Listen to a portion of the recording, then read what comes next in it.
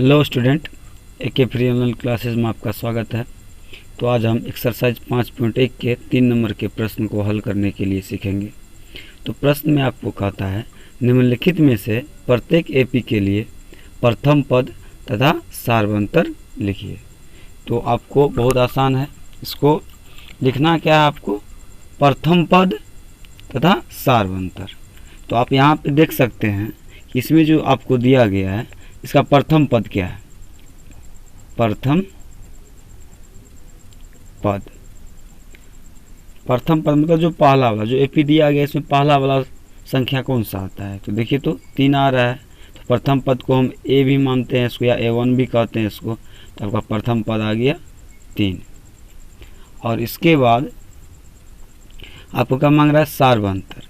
क्या मांग रहा है, सार्वंतर।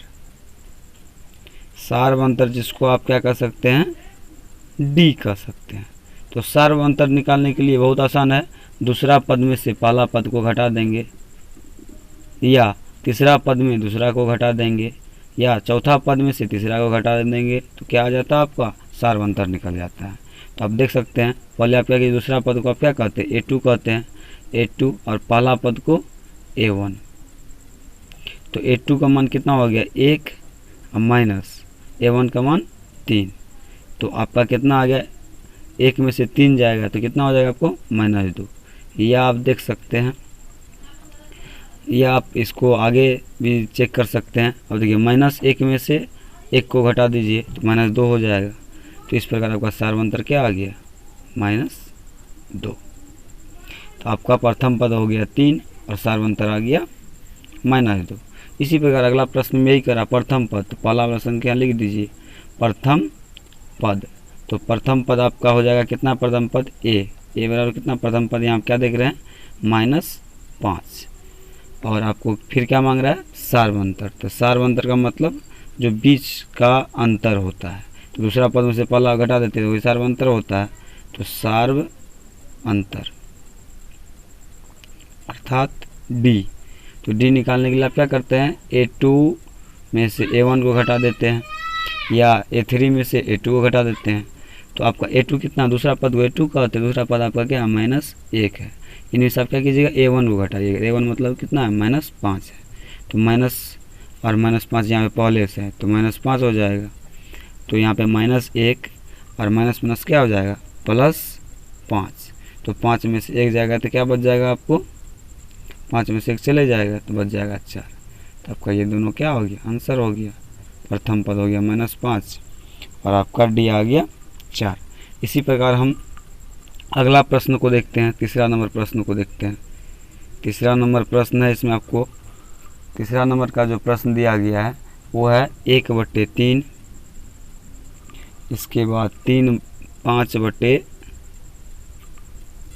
तो आपका तीसरा नंबर प्रश्न में है 1/3, 5/3, 9/3, 13/3। इसमें भी आपको क्या निकालना है, प्रथम पद निकालना है और सार्वंतर निकालना है।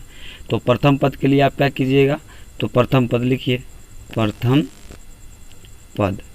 तो प्रथम पद के लिए आप ए मानते हैं प्रथम पद को। तो पहला वाला क्या है आपका, 1/3 है।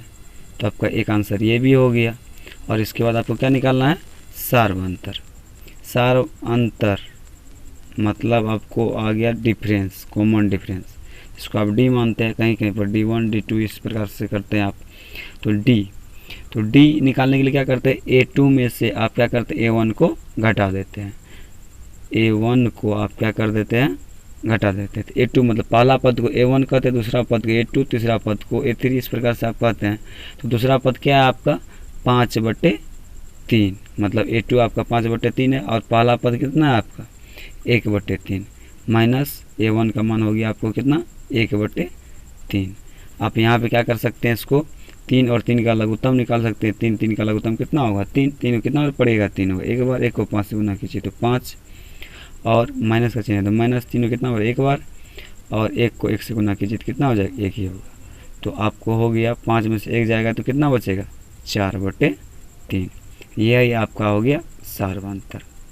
क्योंकि ये पहले कर दिया, ये एपी में है, तो इसलिए आपको D1 D2 निकालने की ज़रूरत नहीं है। केवल आप डायरेक्ट A2 में से 1 घटा दीजिए, या A3 में से 2 घटा दीजिए, कोई एक चीज़ कर दीजिए, हो जाएगा। इसके बाद अगला प्रश्न को देखते हैं। अगला प्रश्न 4 नंबर में आपको तो प्रथम पद आपका हो गया, जो पहला वाला आता है यही आपका हो गया प्रथम पद, तो 0.6 ये हो गया आपका प्रथम पद। और इसके बाद आपको क्या निकालना है, सार्व अंतर निकालना। आपको क्या निकालना है, सार्व अंतर। सार्व अंतर को आप क्या कहते हैं, डी कहते हैं। तो इसमें भी वही सूत्र लगाइए, A2 माइनस A1। तो A2 मतलब दूसरा पद कितना है, आपको दूसरा पद है 1.7, घटा देना है पहला पद को। पहला पद है आपको 0.6, घटाइए इसको, 7 में से 6 जाएगा तो कितना बच जाएगा, 1 पॉइंट है तो पॉइंट, 1 में 0 जाएगा तो 1 में 0 जाएगा तो 1 ही बचेगा। तो आपका सार्व अंतर आ गया 1.1। इस प्रकार आपका यह प्रश्न बन के तैयार होगा। आई होप कि आप ये समझ में आ गया होगा। धन्यवाद।